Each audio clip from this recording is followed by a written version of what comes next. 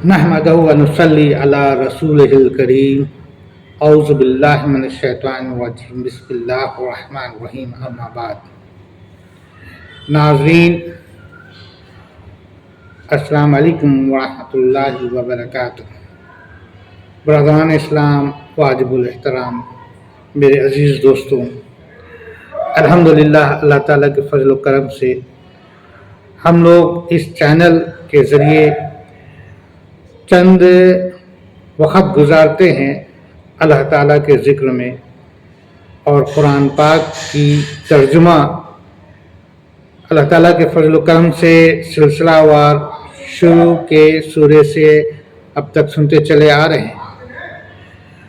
अल्लाह ताला से दुआ है अल्लाह ताला इसे आसानी फरमाए ताकि हम अपने मकसद को पूरा करें और पूरी मुकम्मल कुरान पाक की तर्जुमा के मफ़हूम या थोड़ा बहुत जो भी गुफ्तगू है हम और आप समझें, सुने, सुनाएं इंशाअल्लाह ताला, आमीन।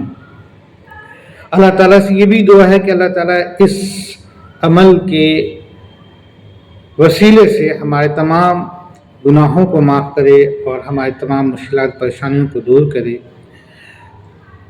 इस अमल को या इस कुरान पाक की जो भी हम लोग जो वक्त गुजार रहे हैं, ये सुनने वालों को और सुनाने वालों को, ये दोनों के लिए अल्लाह ताला अपने हिफ्ज़ अमान में रखे, आमीन। तो बहरहाल हम लोग शुरू करते हैं। सूरे अत-तौबा पे हम लोग थे। सूरे अत-तौबा की आयत नंबर अल्हम्दुलिल्लाह 23 तक जो है कि हम लोगों ने सुना, पढ़ा, सुना, जाना। अब आगे हम लोग चलते हैं, ठीक है। सूरह तौबा है, इसलिए मैं बिस्मिल्लाह वीडियो शुरू करने से पहले कर चुका हूँ, अब दोबारा नहीं करूँगा। आप कह दीजिए, आयत नंबर 24, आप कह दीजिए कि अगर तुम्हारे बाप और तुम्हारे लड़के और तुम्हारे भाई और तुम्हारी बीवियाँ और तुम्हारे कुंबे कबीले और तुम्हारी कमाई हुई माल और वह तिजारत जिसकी कमी से तुम डरते हो और वह हवेलियां जिन्हें तुम पसंद करते हो, अगर यह तुम्हें अल्लाह से और उसके रसूल से और उसकी राह में जिहाद से भी ज़्यादा अजीज़ हैं, तो तुम इंतज़ार करो कि अल्लाह ताला अपने अज़ाब ले आए। अल्लाह सुब्हानहू व तआला फासिकों को हिदायत नहीं देता। बेशक अल्लाह सुब्हानहू व तआला फासिकों को हिदायत नहीं देता। फासिक कौन? फासिक वो जो झूठे हैं, जो झूठ बोलते हैं, नाफरमान हैं और कुफ्र की राह पे हैं, जिनके सामने बार बार तौहीद की दावत दी जाती है, तौहीद की बातें बताई जाती हैं, तौहीद का रास्ता बताया जाता है, कामयाबी का रास्ता बताया जाता है, और वो झूठ बोल के या फिर नाफरमानी करके या फिर बुग़्ज़ में आके या फिर अपने गुरूर में आके उस राह पर नहीं चलते जिसकी उन्हें दावत दी जाती है। और अगर ये राह, ये रुकावट, ये तमाम चीज़ें हैं, मसलन तुम्हारे बाप, तुम्हारे लड़के, तुम्हारे औलाद, भाई, बीवियां, है ना, तुम्हारे जो भी दौलत है, तुम्हारी जो भी चीज़ें हैं, अगर इनके वजह से तुम अगर नहीं आ रहे हो रास्ते पर, तुम अगर अल्लाह की राह में नहीं निकल रहे हो, तुम अगर अल्लाह के बताए तरीक़े पे नहीं चल रहे हो, तुम अगर जिहाद यानी कि जद्दोजहद दीन के लिए, अपने कौम के लिए, है ना, तरीक़ा इस्लाम के तरीक़े पे, अल्लाह की रज़ा के लिए, हुज़ूर सल्लल्लाहु अलैहि वसल्लम की सुन्नत पे चलते हुए उस तरीक़े पे जद्दोजहद अगर नहीं तुम कर रहे हो, तो बेशक अल्लाह ताला ऐसे शख्स को हिदायत नहीं देता, ऐसे शख्स को हिदायत नहीं देता, है ना। अब वन बाय वन थोड़ा थोड़ा सुनेंगे। آپ کہہ دیجئے کہ اگر تمہارے باپ اور تمہارے لڑکے اور تمہارے بھائی اور تمہاری بیویاں اور تمہارے کنبے قبیلے اور تمہاری کمائی ہوئی مال اور وہ تجارت جس کی کمی سے تم ڈرتے ہو، تمہیں لگتا ہے کہ اگر ہم اللہ کی راہ پہ نکل جائیں گے تو ہماری تجارت پہ کمی ہو جائے گی، تمہیں لگتا ہے کہ تمہاری آمدنی میں کمی ہو جائے گی، تمہیں اگر لگتا ہے کہ تمہاری دولت کم ہو جائے گی، تمہیں لگتا ہے کہ تمہارے راستے سے تمہاری بیویاں روکیں گی، یا بیوی کی محبت اس قدر ہے کہ تم اسے چھوڑ نہیں پا رہے، یا باپ سے ایسا خوف ہے کہ باپ اگر کفر پر ہے، باپ بیٹا بیوی، اس سے پہلے کی آیت میں ہم لوگ پڑھ چکے ہیں، اگر تمہارا باپ یا تمہارا اولاد کفر پر ہے اور تم اس کو دوست بنائے رکھے ہو تو یہ بالکل جو ہے کہ تم ظالموں میں سے ہو، تم ظالموں میں سے ہو، تم کیسے ظلم کر رہے ہو، تم خود پہ بھی ظلم کر رہے ہو اور اس کے اوپر بھی ظلم کر رہے ہو، اس کے اوپر ظلم کس طریقے سے کر رہے ہو، اس کے اوپر ظلم اس طریقے سے کر رہے ہو کہ وہ کفر کر رہا ہے لیکن تم اس کو بتا نہیں رہے ہو، بلکہ تم اس کو دوست بنائے ہوئے ہو، بھائی محبت جتا رہے ہو تاکہ اس کو اور جو ہے کہ وہ اس بات کا اس کو احساس ہی نہ ہو کہ وہ غلط کر رہا ہے۔ آپ نے اس کو احساس بھی تو دلانا ہے نا۔ حضرت ابراہیم علیہ السلام کے والد ٹھیک ہے نا بت بناتے تھے، بت تراشتے تھے، بت کی عبادت کرتے تھے، تو حضرت ابراہیم علیہ السلام جو ہے کہ ایک اللہ کے نبی، ایک اللہ کے رسول، ایسا نہیں ہے کہ وہ ایک اچھے اولاد نہیں تھے، بے شک وہ اچھے اولاد تھے، بے شک وہ اچھے اولاد تھے، ہے نا؟ مگر اولاد کے ساتھ ساتھ سب سے زیادہ جو ضروری ہے وہ یہ ہے کہ وہ بے شک ایک اچھے اللہ کے بندے تھے، ایک اچھے اللہ تعالیٰ کے بندے تھے، جس سے اللہ ان سے اس قدر راضی ہوا، اس قدر راضی ہوا کہ نہ کہ ان کو نبی بنایا بلکہ اس سے بڑھ کر رسول بنایا، ہے نا؟ اور تو اور اللہ نے ان کو اپنا خالق بنایا، اپنا دوست بنایا، اور وہ کیسے کہ وہ جو ہے کہ تمام لوگوں کو تو بتاتے ہی تھے دین کے بارے میں، توحید کے بارے میں، اپنے والد کو بھی بتاتے، جبکہ والد کے فرما بردار تھے، لیکن انہیں ایسا نہیں کہ ان کے ساتھ دوستی نبھائی، ان کے کفر میں دوستی نبھائی، نہیں، انہوں نے منع کیا، نہیں کرو نہیں کرو نہیں کرو، ابا یہ ٹھیک نہیں ہے، ابا یہ ٹھیک نہیں ہے، غلط کر رہے ہو، غلط کرو، یہاں تک کہ ان کے والد ان سے اس قدر ناراض ہو گئے کہ ان کو اب گھر سے نکال دیا، تو وہ گھر سے نکلنا پسند کیے، گھر سے نکل جانا پسند کیے، لیکن وہ کفر کے ساتھ دوستی پسند نہیں کی۔ تو اللہ تعالیٰ بھی یہاں پر کہتا کفر کے ساتھ دوستی نہیں، چاہے وہ معاملہ تمہارے باپ کا ہو، چاہے اولاد کا ہو، چاہے وہ بیوی کا ہو، چاہے وہ کسی بھی رشتے ناطے کا ہو، کفر سے دوستی نہیں، ایک بات۔ دوسری بات یہ کہ اگر یہ تمام چیزیں تمہیں رکاوٹ بنتی ہیں اللہ تعالیٰ کے راہ میں جانے سے، اللہ تعالیٰ کے راستے میں آنے سے، اللہ تعالیٰ کی توحید پہ آنے سے، اگر کسی بھی طرح کا اگر دین کے معاملے میں یہ اگر تمہاری کمزوری بنتی ہے تو تم بالکل گناہگار ہو، تم ظالم ہو، ٹھیک ہے، تم گناہ کے راستے پر، یہ چھوڑ دو، یہ چھوڑ دو، یہ تو یہ زندگی کیا ہے، یہ زندگی تو چند لمحے بھر ہے، یہ زندگی چند لمحے بھر ہے، آخرت میں ہر کوئی سوچے گا، ہر کوئی ایک دوسرے سے پوچھے گا کہ بھائی ہم نے اپنی زندگی میں کتنا وقت گزارا ہوگا، ہر کوئی ایک دوسرے کو، کوئی کہے گا کہ 1 منٹ، کوئی کہے گا 2 منٹ، کوئی کہے گا 2.5 منٹ، لائک دیٹ، ٹھیک ہے نا؟ تو فرض کرو کہ اس 2 منٹ 2.5 منٹ کی زندگی کے لیے تم کس کے پیچھے بھاگے جا رہے ہو، کس چیز کے پیچھے بھاگے جا رہے ہو، اور ایسی یہ زندگی ہے کہ ابھی ہم ہیں، ابھی میں آپ کے سامنے بات کر رہا ہوں، اللہ جانے کل میں بات کروں گا کہ نہیں کروں گا، کیا پتہ آپ کو خبر ملے گی کہ ہی از نو مور، ٹھیک ہے نا؟ تو ایسی زندگی کے لیے تم ایسی محبت کے پیچھے اگر تم وہ زندگی جو آخرت کے لیے ہمیشہ ہمیشہ کی جو زندگی ہے اس کو تم بھلائے بیٹھے ہو تو یہ تم ظالموں میں سے، اللہ نے صاف کہہ دیا کہ تم ظالموں میں سے، اور تم انتظار کرو اللہ تعالیٰ کے فیصلہ کا، ان کے اللہ کا عذاب کا، اللہ سبحانہ و تعالیٰ کے۔ تو اتنی بڑی بات ہو گئی تو ہم نے یہاں پہ غور کرنا ہے، فکر کرنا ہے، ہم نے یہاں پہ غور کرنا ہے، فکر کرنا ہے نا، کہ اللہ سبحانہ وتعالیٰ کیا کہہ رہے ہیں، وہ تجارت جس کی کمی سے تم ڈرتے ہو، اور وہ حویلیاں जिन्हें तुम पसंद करते हो, ठीक है ना।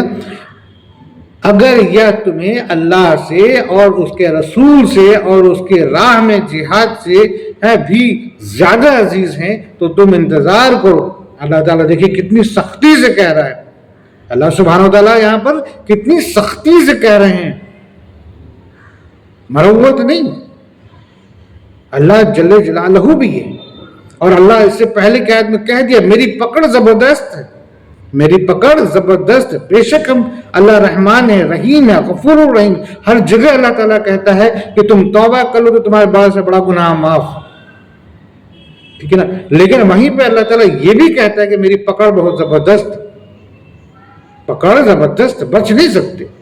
तो अल्लाह ताला ये कहते हैं कि अगर तुम्हें ये सारी चीजें ज्यादा अजीज लगती हैं तो ठीक है, फिर तुम इंतजार करो। किस चीज का इंतजार करो? अल्लाह सुब्हानहू तआला के अज़ाब, ठीक है ना। बेशक अल्लाह सुब्हानहू तआला फासिकों को हिदायत नहीं देता, बेशक, ठीक है ना। अल्लाह ताला इस आयत के वसीले से हम दुआ करते हैं कि अल्लाह ताला हमें तौबा करने वालों में रखे और हमें अपने हिदायत नवाजे, हमें भी और इस आयत को सुनने वाले तमाम नाज़रीन को भी, आमीन। आगे देखते, यकीनन अल्लाह ताला ने बहुत से मैदानों में तुम्हें फतह दी। अल्लाह किससे फरमा रहे हैं? हमारे आका हुज़ूर सल्लल्लाहु अलैहि वसल्लम से। क्या कह रहे हैं? यकीनन अल्लाह सुब्हानहू तआला ने बहुत से मैदानों में तुम्हें फतह दी, और हुनैन की लड़ाई वाले दिन भी, जबकि तुम्हें अपनी कसरत पर नाज हो गया था, लेकिन उसने तुम्हें कोई फायदा न दिया, बल्कि जमीन बावजूद अपनी कुशादगी के तुम पर तंग हो गई, फिर तुम पीठ फेर कर मुड़ गए। ये देखिए अल्लाह सुब्हानहू तआला जो है कि क्या कह रहे हैं कि यकीनन अल्लाह सुब्हानहू तआला ने बहुत से मैदानों में तुम्हें फतह दी। बहुत से मैदानों यानी कि बहुत सारे जंग में, गज़वा में, गज़वे बद्र में जबकि मुसलमान जंग के ख्याल से नहीं गए थे, चंद थे, कमजोर थे, हथियार भी कायदे के नहीं थे, मगर अल्लाह को मंजूर था, अल्लाह की हिकमत थी कि अल्लाह ताला ने इतने बड़े लश्कर के ऊपर मुसलमानों को फतेह दी।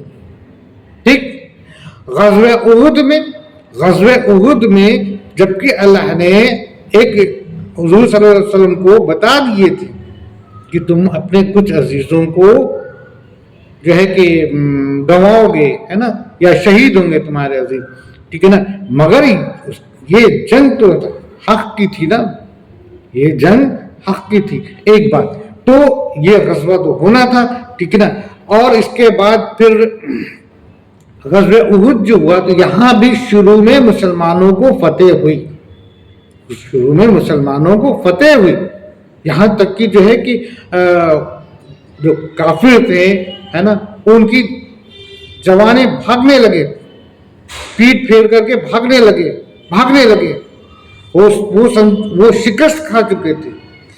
ये एक इत्तफाकन, बल्कि इत्तफाकन क्या कह लिया जाए, ये भी कह लिया जाए कि ये अल्लाह की जो हुक्म है, अल्लाह के रसूल की जो हुक्म थी, उसकी नाफरमानी अल्लाह को दिखानी थी कि कैसा उसका रिजल्ट मिलता है। यह भी एक तरह से हिकमत थी कि अल्लाह के रसूल ने मुसलमानों को कहा था कि ये फला जो दो पहाड़ों के बीच की जो जगह है, वहां पे तुमने मुस्तैदी से रहना है, वो जगह को हरगिज नहीं छोड़ना है, हरगिज नहीं छोड़ना। यहाँ तक कि उन्होंने कह दिया था कि अगर भी जंगल के जानवर आकर करके मुसलमानों के लाशों को खाने लगे तब भी तुमने वहां से हटना नहीं है। मगर हुआ क्या, शैतान तो हर जगह है ना। हुआ क्या कि जब मुसलमान शुरू में फतेहाब होने लगे और दुश्मन शिकस्त खा करके भागने लगे, इधर उधर भागने लगे, तो वो जो मुसलमान जो वहां पर थे उनके जहन में ये आया कि अब तो मुसलमान फतेह हो गए, चलो चल करके माल गनीमत लिया जाए। یا پھر ان کا لئے شیطان نے ان کو بہکا دیا، یا پھر وہ کیا کہتے ہیں خواہ غلط فہمی میں آ گئے اور انہوں نے جو ہے کہ اللہ کے رسول کی نافرمانی کر دی اور وہ وہاں سے ہٹ گئے۔ ان کا ہٹنا تھا کہ دشمن اس وقت حضرت خالد بن ولید رضی اللہ تعالیٰ اس وقت مسلمان نہیں ہوئے تھے اور بڑے جنگجو جنرل تھے نا، تو وہ جو ہے کہ پیچھے سے گھوم کر کے پورا گھوم کر کے آئے اور اسی جگہ سے پھر واپس داخل ہوئے مسلمانوں کو، جو مسلمان بےخبر ہو گئے تھے کہ ہم تو فتح ہو گئے ہیں، اور وہ جو ہے کہ مال و غنیمت کے پیچھے بھاگنے لگے اور وہ پیچھے سے آ کر کے ان کے اوپر اٹیک کر دیے، اور جو یہ اٹیک کیے تو اس میں مسلمان کے بہت جان و مال کا نقصان ہوا، ٹھیک ہے نا۔ تو بہرحال لیکن آخر اس کے بعد پھر کیا ہوا کہ اس کے بعد پھر جو ہے کہ مسلمان پھر اکٹھا ہوئے، ہے نا، مسلمان پھر اکٹھا۔ یہ وہی جنگ ہے جس میں ہمارے آقا حضور صلی اللہ علیہ وسلم کی دانت مبارک پر جو ہے کہ تیر لگا تھا، یہ وہی جنگ ہے جس میں حضرت حمزہ رضی اللہ تعالیٰ عنہ شہید ہوئے تھے۔ بہرحال اس کے بہت مزید واقعہ ہے، اس پہ ہم لوگ پھر کبھی انشاءاللہ گفتگو کریں گے۔ لیکن پھر کیا ہوا، فائنلی پھر کیا ہوا کہ اس کے باوجود بھی پھر مسلمان پھر اکٹھا ہوئے، اور اکٹھا جب ہوئے تو پھر آخر کار جو کافر تھے، جو دشمن تھے، ہے نا، وہ واپس بھاگ گئے، ہے نا، وہ واپس بھاگ کے بعد میں ان کو احساس ہوا کہ ارے ہم نے تو کچھ کیا ہی نہیں، نہ ہم نے مدینہ جیتا، نہ ہم نے کوئی مال غنیمت لیا، نہ ہم تو بس خالی کیا لیا جائے کہ اتفاقاً جیت گئے، حالانکہ ان کے حساب سے جیت تو مسلمانوں کی تھی وہاں پر بھی۔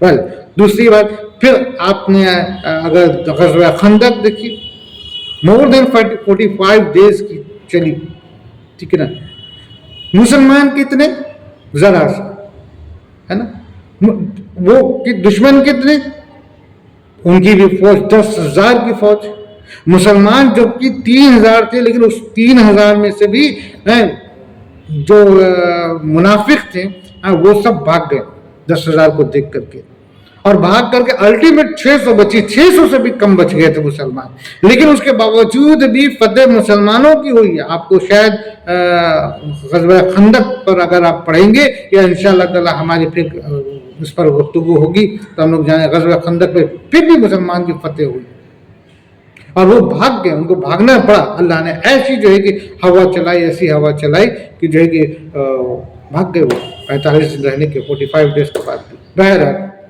مزید واقعہ ہے، اس کے بعد جو ہے کہ اور کئی واقعات گزرے، پھر یہاں پر جو ہے کہ آپ کے فتح مکہ ہوا، فتح مکہ ہوا، تو ان تمام جگہوں پر ہے نا اور بھی چھوٹے موٹے جنگیں ہوئیں، سریا ہوئی، ٹھیک ہے نا، ہر جگہ پر اللہ تعالیٰ نے مسلمانوں کو فتح نصیب فرمایا، ہر جگہ پر۔ مکہ بھی فتح ہو گیا۔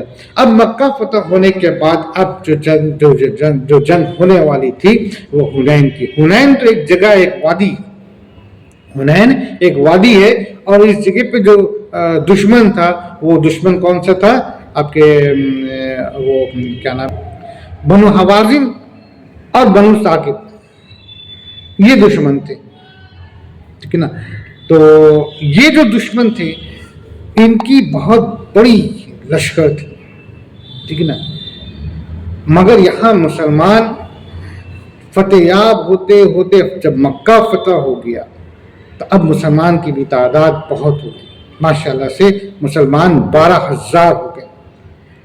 غزوہ حنین میں 12,000 مسلمان کا لشکر تھا، اور غور کیجئے یہی مکہ تھا جب یہ مکہ سے ہجرت کرنا پڑا تھا مجبور ہو کر کے ہمارے آقا حضور صلی اللہ علیہ وسلم کو، تو صرف 2 لوگ تھے، حضرت ابو بکر صدیق رضی اللہ تعالیٰ عنہ اور ہمارے آقا حضور صلی اللہ علیہ وسلم۔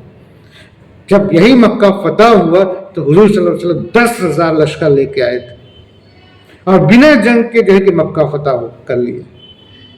اب غزوہ حنین کا جب وقت آیا تو یہاں پر مسلمانوں کا لشکر 12,000 تھا، حالانکہ اپوزٹ میں دشمن بھی قریب 20,000 تھے، دشمن بھی قریب 20,000 تھے، ٹھیک ہے نا، لیکن اللہ نے یہاں پر بھی مسلمانوں کا ساتھ دیے، فتح دلائیں، لیکن ذرا یہاں پہ غور کرنا اور ٹھہرنا ہے، اور اس آیت پر ہم لوگوں کو آنا ہے، ٹھیک ہے نا۔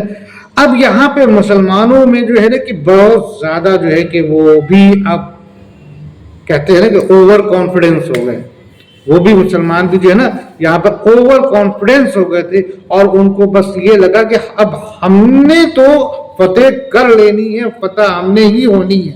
انہوں نے ایشور ہو گئے کہ ہمیں فتح ہمیں ہی ہونی ہے. اللہ کی حکمت کیا ہوتی ہے؟ اللہ تعالیٰ کی حکمت یہ ہوتی ہے کہ خود پر زیادہ غرور مت کرو.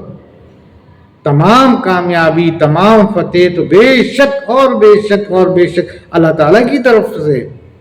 اللہ تعالیٰ ہی تمہیں فتح دلاتا ہے. ٹھیک ہے، چاہے تم کم تعداد کے ہی کیوں نہ ہو، تم کم تعداد میں بھی رہو گے تب بھی جو ہے کہ زیادہ تعداد والے دشمن تم سے خوف کھائیں گے اور تم تک کامیاب ہوگے وہ شکست ہو. اور اس کی مثال اللہ نے بیتے تمام جنگوں میں دکھا بھی دی. ٹھیک ہے نا. تو یہاں پر بھی اللہ تعالیٰ یہ کہہ رہے ہیں یقیناً اللہ سبحانہ و تعالیٰ نے بہت سے میدانوں میں تمہیں فتح دی، اور حنین کی لڑائی والے دن بھی جبکہ تمہیں اپنی کثرت پر ناز ہو گیا تھا. یعنی وہ جو مسلمان تھے انہوں نے جو ہے نا اپنے اوپر اوور کانفیڈنس ہو گیا تھا، ہے نا، بہت زیادہ ان کو یہ مطلب کہ وہ اوور ہو گیا کہ بس مجھے تو فتح کر لینی ہے. ٹھیک ہے نا. لیکن اس نے تمہیں کوئی فائدہ نہ دیا. ٹھیک ہے نا. یعنی کہ ان کا جو اوور کانفیڈنس تھا وہ فائدہ نہیں ہوا. ٹھیک ہے نا. اب فائدہ نہیں ہونے کے پیچھے معلوم ہے کیا ہوا تھا. یہ جو بنو خوازن تھے نا، ٹھیک ہے نا، اور بنو ثاقب، یہ جو ان کے جو قبیلہ تھا ان کے بڑے زبردست لڑاکے تھے.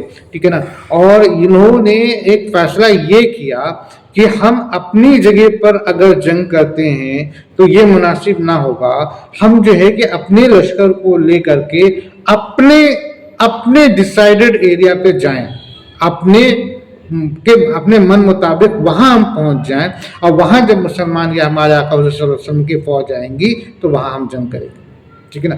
تو اب یہ اپنی جگہ پر اپنے طریقے پر انہوں نے ان کی پلاننگ یہ ہوئی، اور ان کی پلاننگ یہ بڑی عقل مندی والی تھی، کیونکہ ان کے ہاں کوئی ایک شخص تھے جو قریب 160 برس کے تھے اور کافی موٹے اور نابینا ہو گئے تھے، آنکھ سے دیکھ نہیں سکتے. یہ ان کی رائے تھی.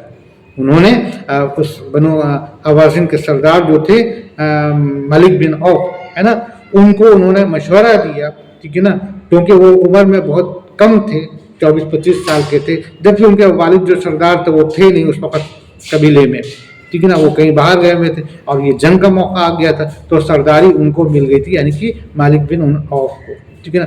تو ان کو انہوں نے یعنی کہ اس بوڑھے شخص نے 160 برس کے جو تھے کافی موٹے ہو گئے تھے اور آنکھ بھی نبینا ہو گئے، تو انہوں نے ان کو مشورہ دیا تھا کہ آپ جگہ کو تجویز کیجیے کس جگہ پہ ہم نے جنگ کرنا ہے. تو یہ جو ہے نا کہ یہ پوری لشکر کو ہے نا لے کر کے اس وادی میں چلے گئے جس وادی کا نام حنین ہے. وہاں پہ کیا تھا نا کہ اونچے پورے کھڑے ایسے پرپنڈیکولر پہاڑ ہوا کرتے تھے. ٹھیک ہے نا. اور یہ اپنے لشکر میں تمام بچوں، بوڑھوں، عورتوں سب کو اونٹ پہ بیٹھائیں، گھوڑے پہ بیٹھائیں، تاکہ دور سے لگے کہ یہ بھی ایک فوج ہے. ٹھیک ہے نا. تو وہ بھی لگے، ان کو مسلمانوں کو دور سے لگے کہ فوج ہے، اور مسلمانوں کو ایسا لگا بھی. ٹھیک ہے. مسلمانوں کو لگا کہ یہ 80,000 کی ان کی فوج ہے جبکہ 20,000 کی. ٹھیک ہے نا. تو اب کیا ہوا کہ اب جب مسلمان یہاں سے پہنچے حنین، وادی حنین میں، تو اب مسئلہ یہ آ گیا کہ پہاڑ اونچے کھڑے پہاڑ تھے، اب اس پہ چڑھنا اور واپس اترنا، اور یہ پہاڑوں کے درمیان میں یہ جو کہ بنو خوازن اور بنو ثاقب تھے. تو حضور صلی اللہ علیہ وسلم نے سب سے پہلے حضرت خالد بن ولید مسلمان ہو گئے تھے. خالد بن ولید مسلمان ہو چکے تھے. ٹھیک ہے نا. یہی تو مسلمان کی کہہ لیا جائے کہ حقیقت ہے. انسان کس طرف جاتا ہے؟ حقیقت کی طرف جاتا ہے، دیر سویر کچھ بھی ہو. جبکہ خالد بن ولید کے ان کے والد ولید بن مغیرہ جو تھے وہ مسلمان نہیں ہو پائے، بلکہ وہ جنگ بدر میں وہ مارے بھی گئے. ٹھیک ہے نا. لیکن انہی کے بیٹے، سوچیے انہی کے بیٹے، جبکہ ان کو تو دشمنی رہی ہوگی، لیکن انہوں نے کہیں نہ کہیں سے مسلمان کی جو خوبی ہے، مسلمان کی جو حقیقت ہے، مسلمان کی جو حقانیت ہے، مسلمان کی جو سچائی ہے وہ جانے، اور جان کر کے پھر وہ ایمان لائے، مسلمان ہو گئے۔ اور یہاں پر جو ہے کہ غزوہ حنین میں ہمارے آقا حضور صلی اللہ علیہ وسلم نے انہی کو، ان کی سربراہی میں 200 مسلمانوں کو بھیجے کہ جاؤ جا کر کے پہلا جنگ تم کرو، پہاڑوں کے اوپر سے چڑھ کے اترو۔ تو جب وہ اتر رہے تھے، اب چڑھ کے جب اتر رہے تھے، تیروں کی تو ایسی بارش ہوئی کہ پہلے حلقے میں ہی مسلمان پوری طرح سے شکست کھا گئے، یہاں تک کہ حضرت خالد بن ولید زخمی ہو گئے، تیروں کی بوچھار ان پہ ہو گئی، اور وہ گر گئے، اور گر کر کے وہ ایک وہاں پر ایک وہ تھا پہاڑ کے ایک کوہ تھا، اس میں جا گرے۔ مسلمانوں نے سمجھا کہ شہید ہو گئے، اور ہلہ ہو گیا، شور ہو گیا کہ شہید ہو گئے، خالد بن ولید شہید ہو گئے، اور وہ بھاگے۔ اوکے، السلام علیکم، معاف کیجیے گا، بیچ میں تھوڑی رکاوٹ ہو گئی، ایکچولی نماز کا وقت ہو گیا تھا، مغرب کا وقت ہو گیا تھا، تو بریک کرنا پڑا۔ بہرحال تو آئیے ہم لوگ بات کر رہے تھے غزوہ حنین کے بارے میں بات کر رہے تھے۔ تو غزوہ حنین کی جو وادی تھی نا، وہ بڑی اونچی پہاڑوں سے گھری ہوئی وادی ہے نا۔ تو وہاں پر جو ہے کہ آپ کے بنو حوازن اور بنو ثاقب جو ہے کہ وہاں پر اپنے پوری لشکر کے ساتھ، اور ایون لشکر کیسی تھی کہ اس میں ان کے تمام عورتیں اور بچے وہ سب کے سب جو ہے کہ اس میں تھے، تاکہ مسلمانوں کو دیکھنے میں لگے کہ یہ سب لشکر میں ہیں، ٹھیک ہے نا۔ تو وہ جو ہے کہ اس میں بیچ میں اپنا جگہ مقام بنا لیے تھے، اور مسلمان جب آئے تو مسلمانوں کے لیے بڑی مشکل بات یہ ہو گئی کہ یہ پہاڑ جو بالکل اونچے کھڑے پہاڑ ہیں، یہ کس طریقے سے جو ہے کہ اس کے اس پار ہوا جائے، ہے نا۔ ایک تو اوپر چڑھنا بھی ایک بڑی زحمت والی کام تھی، اچھا اترنا، گھوڑے اتریں گے کیسے اتریں گے؟ گھوڑوں کو سیدھا پہاڑ پہ اگر سوچی اتارنا ہو تو کیسے اتر پائیں گے؟ ظاہر سی بات ہے کہ نہیں اتر پائیں گے۔ اب اس کے لیے حضرت خالد بن ولید جو تھے نا، وہ اپنے چند مسلمانوں کے ساتھ نیچے اتر رہے تھے، تو ادھر کی طرف سے جو ہے کہ اس قدر جو ہے کہ تیروں کا بوچھار ان پر ہوا کہ تمام مسلمان جو ہیں کہ پوری طرح سے جو ہے کہ زخمی ہو گئے، یہاں تک کہ حضرت خالد بن ولید جو تھے نا، وہ جو ہے کہ پوری طرح سے زخمی ہو کر کے غار میں گر گئے۔ لوگوں نے سمجھا، مسلمانوں نے سمجھا کہ وہ تو شہید ہو گئے، ٹھیک ہے۔ اور پھر جو ہے کہ پورا مسلمان گھبرا گئے، حضرت خالد بن ولید شہید ہو گئے، سارے مسلمان گھبرا کے اور بھاگے تو ایسا بھاگے کہ سوچیے 12,000 مسلمانوں کی فوج تھی، اور سب خوف زدہ ہو کے بھاگ گئے۔ مسلمان اور خوف نہیں، یہ اللہ تعالیٰ کی طرف سے ایک ان کو کہہ لیا جائے کہ ایک اللہ تعالیٰ کی طرف سے ان کو ایک یہ تھا کہ فیصلہ کن جواب تھا، ایک جواب تھا کہ تم اوور کانفیڈنس ہو گئے تھے، تم نے یہ بھول گئے کہ فتح تو اللہ تعالیٰ کی طرف سے، اللہ سبحانہ و تعالیٰ کی طرف سے۔ تمہیں یہ لگا کہ تم آج تعداد میں بہت زیادہ ہو تو تم فتح یاب ہوگے، نہیں۔ تو بہرحال تو مسلمان وہاں سے، مسلمان کی فوج جو ہے کہ وہ بھاگے، مگر ہمارے آقا حضور صلی اللہ علیہ وسلم ایک ایسے جنرل، ایک ایسے کمانڈر، ایک ایسے چیف ہے نا، جو کہہ لیا جائے کہ جو ہتاش مسلمانوں کو بھی جو ہے نا طاقت دے دے اور قوت دے دے اور مسلمانوں کو جوڑ دے، ٹھیک ہے نا۔ تو انہوں نے جو ہے کہ آواز لگائی۔ حضرت عباس رضی اللہ تعالیٰ ایمان لا چکے تھے، حضرت عباس جو ہے کہ رضی اللہ تعالیٰ، یہ عباس نہیں جو کربلا میدان میں، وہ نہیں، یہ ہمارے آقا حضور صلی اللہ علیہ وسلم کے اپنے چچا حضرت عباس ہے نا رضی اللہ تعالیٰ عنہ مسلمان ہو گئے تھے، ہے نا۔ اور انہوں نے پھر آواز، ماشاءاللہ ان کی آواز، اللہ نے ایسی بلند آواز دی تھی کہ انہوں نے تمام مسلمانوں کو آواز دی کہ حضور کی طرف آؤ، ہے نا۔ سب پھر کچھ چند مسلمان واپس آئے، تو کتنے آئے؟ زیادہ سے زیادہ 100-200 ایسے ہیں، بس اتنے ہی ہیں، ہے نا۔ تو بہرحال اتنے ہی مسلمان کو لے کے ہمارے آقا حضور صلی اللہ علیہ وسلم خود، دیکھیے اب آپ نے یہاں پر گہرائی سے آپ کو سوچنے کی یہاں پر بات ہے، اور ہم تمام مسلمانوں کو سوچنے کی بات ہے کہ ہمارے آقا حضور صلی اللہ علیہ وسلم وہ خود، وہ چند مسلمان، کتنے مسلمان واپس لوٹے؟ 100 اور 200 لے کر کے وہ واپس وادی حنین میں جو ہے کہ وہ پہاڑ کو جو ہے کہ کراس کیے، اور کراس کر کے نیچے اترے، اور سب سے پہلے انہوں نے جو ہے کہ تلاشا کہ حضرت خالد بن ولید کہاں ہیں۔ حضرت خالد بن ولید کو جو ہے کہ انہوں نے ڈھونڈا اور ان کے اوپر جو ہے کہ ہاتھ پھیرتے چلے گئے، ہاتھ پھیرتے چلے گئے، ان کے سارے زخم جو ہے نا غائب ہوتے چلا گیا.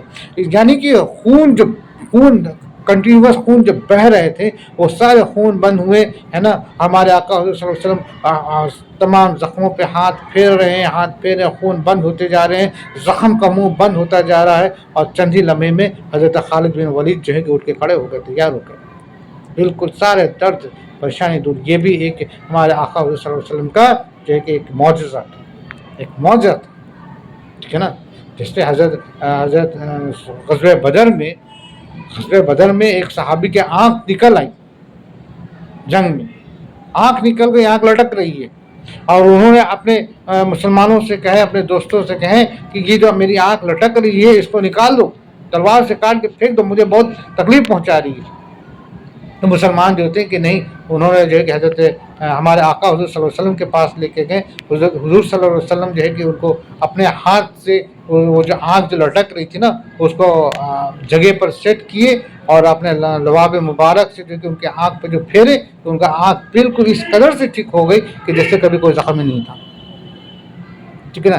تو بہرحال تو یہ تو تھا. اس کے بعد پھر حضرت خالد بن ولید بالکل کھڑے ہو گئے، اور پھر یہاں اس دوران کیا ہونا کہ جب حضور صلی اللہ علیہ وسلم آ رہے تھے چند مسلمانوں کو لے کر کے، تو یہ جو بنو کیا کہتے ہیں حوازن جو تھے نا، ان کو کیا لگا دیکھنے میں، ان کو یہ لگا نا کہ بہت سارے سفید لباس میں، ہے نا، یعنی کہ اتنے لاکھوں کی جماعت میں جیسے کہ پوری ایک فوج اتر رہی ہے، پوری ایک فوج اتر رہی ہے. ان کو ایسا لگا. اور وہ فوج یہاں پہ دیکھیے جس آیت پر ہم لوگ بات کر رہے ہیں نا، یہ وہی آیت ہے کہ اللہ تعالیٰ نے پھر یہاں پر مسلمانوں کے پھر مدد فرمائی.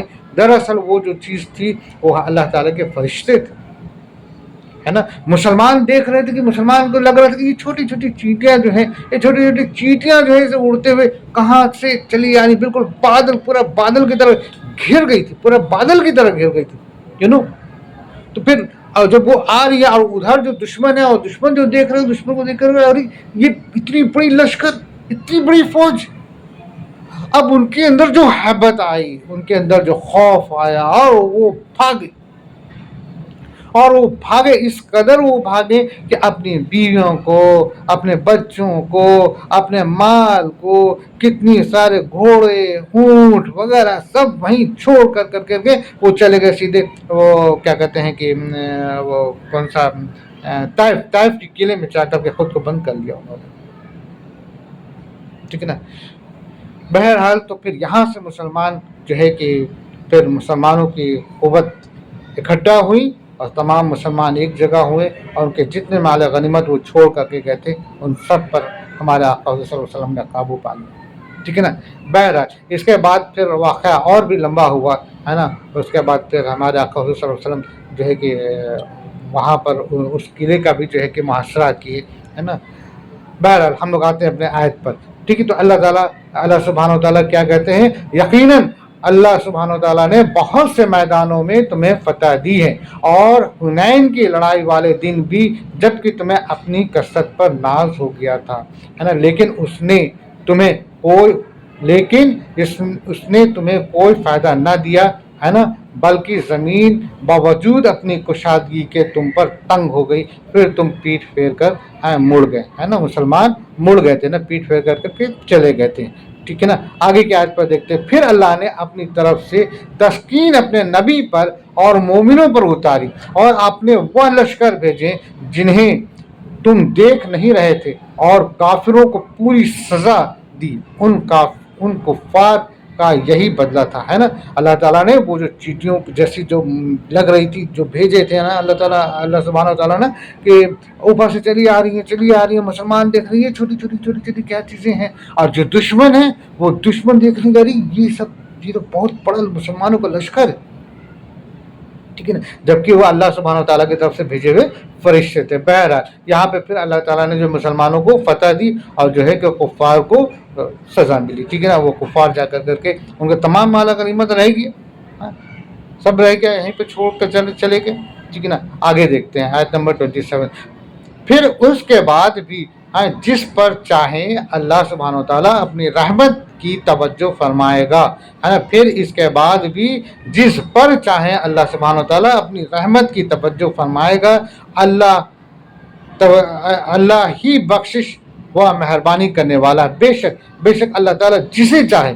یہ اللہ سبحانہ و تعالیٰ کی یہی قدرت ہے، یہی شان ہے کہ اللہ جس پہ مہربان ہو جائے. اللہ سبحانہ و تعالیٰ جس پر مہربان ہو جائے. اگر اللہ سبحانہ و تعالیٰ جس پہ مہربان ہو گئے، سمجھیے کہ اس کی تو قسمت کھل گئی. اس کے لیے تو دنیا بھی ہے اور آخرت بھی ہے. اور اگر اس کو دنیا میں نہیں ملا، فرض کیجئے کہ اگر اس کو دنیا میں نہیں ملا، تو وہ یقین مان لے کہ آخرت میں اللہ تعالیٰ اس کو پورا بدلہ دینے والا ہے. ہرگز 1% بھی اس کا کوئی بھی نیک عمل اگر اس نے کیا ہو تو وہ ضائع نہیں جائے گا. یقین کرنا ہوگا. مشکلیں آتی. آپ یہ دیکھو کہ آپ جب اچھے کام کرتے ہو نا، آپ خود اپنے آپ میں پریکٹیکلی دیکھتے ہوں گے نا کہ آپ جب اچھے کام کرتے ہو تو بڑی پریشانیاں آتی ہیں، بڑی رکاوٹیں آتی ہیں، بڑی دقتیں آتی ہیں. ٹھیک ہے نا. اچھا وہیں اس کے دوسری طرف میں اگر آپ دیکھیے، اگر آپ کوئی برا کام کر رہے ہو، حرام کام کر رہے ہو، تو کام اور آسانی سے ہو جاتا ہے. آپ کے ذہن میں بھی آتا ہے ہاں دیکھو یہ کام میں اچھا نیت سے کرنے جا رہا تھا، لیکن اس میں یہ رکاوٹ آ گئی، اور وہ جو ہے کہ وہ کام آسانی سے ہو گیا. تو دراصل ہے کیا نا کہ اگر آپ برے کی طرف آمادہ ہوتے ہو نا، تو شیطان آپ کا کام کو آسان کر دیتا ہے. کیونکہ شیطان کا کام کیا ہے؟ شیطان کا کام تو یہی ہے یہ کہ گمراہ کر دینا. شیطان کا کیا کام ہے؟ شیطان کا تو اور کوئی کام نہیں ہے نا. اس میں کون سا جو ہے کہ نوکری کرنی ہے، چاکری کرنی ہے؟ اس کا تو کام ہی یہی ہے. وہ تو دنیا میں آئی اسی کام سے ہے کہ مسلمان کو جو نیک کام کر رہا ہو اس کو جو ہے کہ ہم رکاوٹ ڈالیں گے اور اس کو جو ہے کہ گمراہ کر دیں گے. ٹھیک ہے نا. اچھا اب نیک کام میں رکاوٹ، اللہ تعالیٰ اس میں ایک آزمائش ہوتی ہے. اللہ تعالیٰ کہتا ہے ٹھوک بجا کے نہیں دیکھے گا. اللہ تعالیٰ آپ کو ٹھوک بجا کے دیکھے گا نا. آپ تو چند روپے کے گھڑا خریدتے ہو، مٹی کی سراہی خریدتے ہو، تو اس میں جو ہے کہ ٹھوکتے ہو، بجاتے ہو، پانی ڈال کر کیسے سے ہلاتے ہو، دیکھتے ہو کہ بھیا کہیں ٹپک تو نہیں رہا. تو اللہ تعالیٰ جب آپ اپنی اتنی بڑی نعمت، اپنی اتنی بڑی جنت جب آپ کو دے گا تو آپ کو آزمائے گا نہیں، بالکل آزمائے گا. اتنا بڑا وہ تحفہ، اتنی بڑی نعمت اور اتنی بڑی جنت دینے سے پہلے آپ کو ہر طرح سے ٹھوک بجا کر کے ٹٹول کر کے پھر دے گا. تو بہرحال تو کہنے کا مطلب یہ ہے کہ اللہ سبحانہ و تعالیٰ جس پر مہربان ہو جائیں تو بے شک اللہ سبحانہ و تعالیٰ اس کے لیے ہدایت بھی دے دیں گے، کامیابی بھی دے دیں گے، اور تمام طرح کی اللہ سبحانہ و تعالیٰ کی طرف سے نعمتیں ہیں. ٹھیک ہے نا. ایک بار پھر سے اس آیت کو ہم لوگ دیکھتے ہیں. پھر اس کے بعد بھی جس پر چاہے اللہ سبحانہ و تعالیٰ اپنی رحمت کی توجہ فرمائے گا. اللہ ہی بخشش و مہربانی کرنے والا. بے شک اے ایمان والو، بے شک مشرک بالکل ہی ناپاک ہیں. دیکھیں اللہ سبحانہ و تعالیٰ بالکل کلیئر کر رہا ہے کہ آپ ذرا بھی کنفیوز نہ ہو، آپ کو ڈاؤٹ نہ ہو، آپ کو شک نہ ہو، آپ گمراہ میں نہ ہو، ہے نا. آپ بالکل جو ہے کہ کسی بھی طریقے سے جو ہے نا آپ کو شک نہیں ہونا ہے. ٹھیک ہے نا. کہ آپ ان کے حویلیاں دیکھ کے، یا ان کی کامیابی کو دیکھ کر کے، یا ان کی ترقی کو دیکھ کر کے، یا ان کے بہت ساری جو ہے کہ آپ ایسی چیزیں اگر آپ کے پاس نہیں ہے تو اس کو دیکھ کر کے آپ شک میں نہیں آنا. اللہ سبحانہ و تعالیٰ یہاں پہ کہہ دیا اے ایمان والو، اے مسلمانوں، اے ایمان والو جو تم نے ایمان لایا ہے نا، یہی سب سے یہ دیکھو کہ اللہ تعالیٰ تمہیں کس طرح سے پکارا، اے ایمان والو، ہے نا. سوچیے یہ فخر کی بات ہے، فخر کی بات ہے کہ اللہ سبحانہ و تعالیٰ ہمیں کیسے پکارتے ہیں، اے ایمان والو. بے شک مشرک بالکل ہی ناپاک ہے، وہ اس سال کے بعد مسجد حرام کے پاس بھی نہ بھٹکنے پائیں. ٹھیک ہے نا. یہ آیت، یہ سورہ جو ہے نا، یہ سورہ جو ہے کہ جس دور میں اتری اس دور کی بات ہے کہ اس دور میں کیا تھا کہ جو مشرک جو تھے مکہ میں، ہے نا، وہ آپ کے حرم شریف میں جو ہے وہاں پہ مجابر تھے، ہے نا، وہاں کے متولی تھے وغیرہ وغیرہ. تو اللہ سبحانہ و تعالیٰ کی طرف سے جو ہے کہ ان کو موقع دیا گیا تھا کہ اتنے دن رہو. حضور صلی اللہ علیہ وسلم نے بھی فرما دیا تھا کہ اتنے دن رہو اور اس کے بعد پھر یہاں سے اپنا ٹھکانہ بدل لو، یا تو پھر ایمان لیاؤ، مسلمان ہو جاؤ، سمپل، نو پرابلم. کیونکہ کفر کرتے ہوئے، شرک کرتے ہوئے اللہ کے گھر میں تو نہیں نہ رہ سکتے ہو نا. بس بات بجے ہے بھائی، صحیح ہے نا کہ تم شرک کر رہے ہو، کفر کر رہے ہو، تو اللہ کے گھر میں کیسے رہ سکتے ہو؟ یہ تو اللہ کا گھر ہے جہاں پر ایک اللہ کی عبادت ہوتی ہے، ٹھیک ہے نا؟ تو حرم میں وہاں پر کوئی مشرکوں کا رہنے کا کوئی مطلب چانس دینا ہی نہیں ہے، اور نہ اللہ تعالیٰ کی طرف سے حکم ہے، ٹھیک ہے نا؟ تو اے ایمان والو، بے شک مشرک بالکل ہی ناپاک ہیں، وہ اس سال کے بعد مسجد الحرام کے پاس بھی نہ بھٹکنے پائے۔ اگر تمہیں مفلسی کا خوف ہے، مسلمان کے اندر یہ بات نہ آوے کہ ہماری تجارت کیسے ہوگی، وہ آتے ہیں تو وہ چیزوں کو خریدتے ہیں، وہ چیزیں لیں گے، ہے نا؟ آج ہم مسلمان کیا کرتے ہیں؟ آج ہم مسلمانوں کا یہ سب چیز چکر ہے نا کہ بھئی ان کو خوش کر کے رکھو، اگر وہ خوش نہیں رہیں گے تو ہمارا تجارت کیا ہوگا؟ آج کے مسلمان تو یہی ہوتے ہیں، کمزور ہو گئے، اللہ پہ نہیں بھروسہ کرتے، اللہ پہ یقین نہیں کرتے، اللہ پہ یقین نہیں کرتے کہ یہ رزق کا مالک تو اللہ تعالیٰ ہے، اللہ سبحانہ و تعالیٰ ہے، اللہ ہی ہمیں دے گا، اور جتنی تقدیر میں ہمارے رزق ہے اتنی ہی ملے گی، ٹھیک ہے نا؟ تو یہ یقین کرنا ہے، تو ٹھیک ہے نا؟ تو یہاں پر اللہ سبحانہ وتعالیٰ کہہ دیے کہ اگر تمہیں مفلسی کا خوف ہے تو اللہ سبحانہ وتعالیٰ تمہیں دولت مند کر دے گا اپنی فضل سے، اللہ اپنی فضل سے کرے گا۔ تم یہ نہ سوچو کہ مشرکوں کے رہنے سے یا مشرکوں کے خرید و فروخت سے یا مشرکوں سے تمہیں تجارت فائدہ ہوگا، ہے نا؟ تو دولت مند کر دے گا اپنے فضل سے، اگر چاہے، اگر اللہ سبحانہ تعالیٰ چاہیں تو۔ خیال رہے، اللہ علم و حکمت والا، بے شک اللہ علم و حکمت والا۔ ایک بار پھر سے پڑھیں گے، اے ایمان والو، بے شک مشرک بالکل ہی ناپاک ہیں، وہ اس سال کے بعد مسجد الحرام کے پاس بھی نہ بھٹکنے پائیں۔ اگر تمہیں مفلسی کا خوف ہے تو اللہ سبحانہ تعالیٰ تمہیں دولت مند کر دے گا اپنے فضل سے، اگر چاہے۔ اللہ علم و حکمت والا ہے، بے شک اور بے شک، الحمدللہ، ٹھیک ہے نا؟ تو یہ ہم لوگوں نے آج جو ہے کہ 28 تک، ہے نا، ہم لوگوں نے پڑھا، سنا، غور کیا۔ اللہ تعالیٰ جو ہے کہ ہم سب کو اپنے ہدایت سے نوازے۔ غلطیوں کے لیے معافی چاہتا ہوں، اللہ بھی معاف کرے، آپ بھی معاف کریں۔ انشاءاللہ نیکسٹ پارٹ میں پھر ملاقات ہوگی اس کے آگے کی، ٹھیک ہے؟ صدق اللہ العظیم۔